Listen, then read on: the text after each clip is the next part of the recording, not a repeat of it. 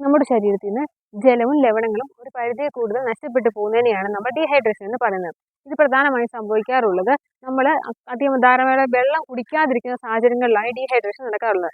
എന്ന് വെച്ചാൽ ഒന്ന് വേനൽക്കാലത്ത് നമ്മൾ നല്ല രീതിയിൽ വെയിലത്തൊക്കെ നിൽക്കുന്ന സമയത്ത് വെള്ളം നമ്മളിൽ നിന്ന് ഒരുപാട് വേപ്പറൈസ് ചെയ്ത് പോവുക, നമുക്ക് അതനുസരിച്ച് വെള്ളം നമ്മുടെ ശരീരത്തിൽ നമ്മൾ ഇൻടേക്ക് ചെയ്യുന്നില്ല. അങ്ങനെ ഒരു സാഹചര്യത്തിൽ ഈ ഡീഹൈഡ്രേഷൻ നടക്കാം.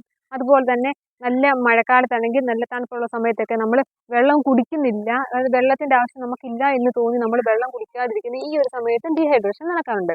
ഡീഹൈഡ്രേഷൻ്റെ സിംറ്റംസ് ആയിട്ട് പറയുന്നത് എന്താ വെച്ചാൽ നമ്മുടെ സ്കിന്നെല്ലാം വളരെ ഡ്രൈ ആയി വളരെ ചുരുക്കിയായിട്ട് നമ്മളിങ്ങനെ പൊക്കി നമ്മളിങ്ങനെ നുള്ളുകയൊക്കെ ചെയ്ത് നോക്കുകയാണെങ്കിൽ ഈ സ്കിൻ ഇങ്ങനെ വലിഞ്ഞു നിൽക്കുന്നതായിട്ട് നമുക്ക് കാണാൻ പറ്റും. അതുപോലെ തന്നെ തൊണ്ടയ്ക്ക് വേദന, നമുക്ക് സലൈവ വിഴുങ്ങാനായിട്ട്, ഉമിനീര് വിഴുങ്ങാനായിട്ടൊക്കെയുള്ള ബുദ്ധിമുട്ട്, ഇതൊക്കെ ഡീഹൈഡ്രേഷൻ്റെ സിംറ്റംസ് ആണ്.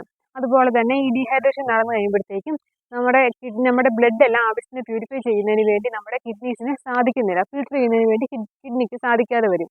അങ്ങനെ വരുമ്പോഴത്തേനും യൂറിൻ്റെ അളവ് കുറയും. അതുപോലെ യൂറിൻ്റെ കളർ വളരെ ഡാർക്കായിട്ടും വരാറുണ്ട്. ഇങ്ങനെ ഡീഹൈഡ്രേഷൻ നടക്കുന്ന സമയത്ത് നമ്മൾ ആവശ്യത്തിന് വെള്ളം നമ്മുടെ ശരീരത്തിലേക്ക് എത്തിയില്ല എന്നുണ്ടെങ്കിൽ അത് നമ്മുടെ ജീവന് തന്നെ ആപത്താണ്.